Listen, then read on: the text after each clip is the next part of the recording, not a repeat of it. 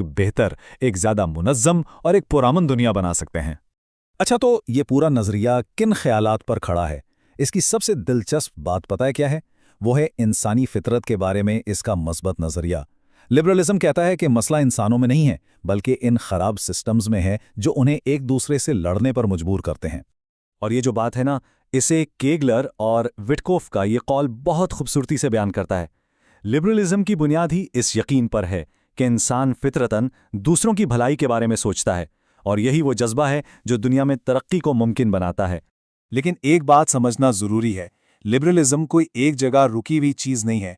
ये वक्त के साथ साथ दुनिया में होने वाले वाकयात को देखते हुए बदला है और आगे बढ़ा है।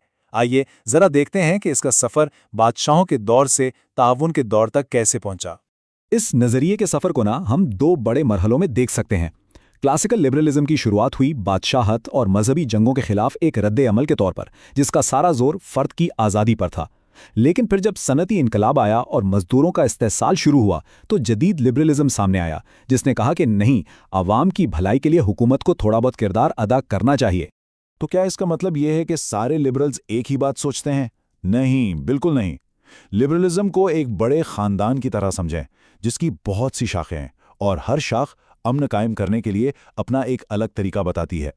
अब अमन कायम करने की इस टूल किट में कई तरह के औजार मिलेंगे। मिसाल के तौर पर आइडियलिज्म कहता है कि अमन खुद ब खुद नहीं आता, उसे अक़वाम मुत्तहिदा जैसे इदारों के जरिए बनाना पड़ता है। जबकि नियो लिबरलिज्म एक और बहुत दिलचस्प बात करता है कि जो जमहूरी रियासतें होती हैं ना, वो आपस में जंग नहीं करती। तो इन सारी बातों का निचोड़ क्या है? आखिरकार लिबरलिज्म चाहता क्या है? इसका हतमी मकसद एक ऐसी दुनिया बनाना है जो ज़्यादा महफूज हो, जहां इंसाफ हो और जो सबके लिए ज़्यादा खुशहाल हो। लिबरलिज्म की नज़र में दुनिया में जो झगड़े हैं, उनकी वजह बहुत साफ है। बीमारी इंसानों में नहीं, बल्कि उस बैनुल-अक़वामी निज़ाम में है जो उन्हें खुद गर्जी और जंग की तरफ धकेलता है। तो इस बीमारी का इलाज क्या है? लिबरल मंसूबा एक बड़ा वाज़ेह 3 कदमों वाला हल देता है। पहला कदम, इंसानी अकल और समझबूझ का इस्तेमाल करें। दूसरा, ताउन के लिए अक़वाम मुत्तहिदा जैसे मजबूत इदारे बनाएं। और तीसरा, जमहूरियत को फ़रोग़ दें, क्योंकि ये माना जाता है कि जमहूरी रियासतें ज़्यादा पुरअमन होती हैं। और ये जो ख्याल है ना कि जमहूरियतें अमन लाती हैं, ये कोई नया नहीं है।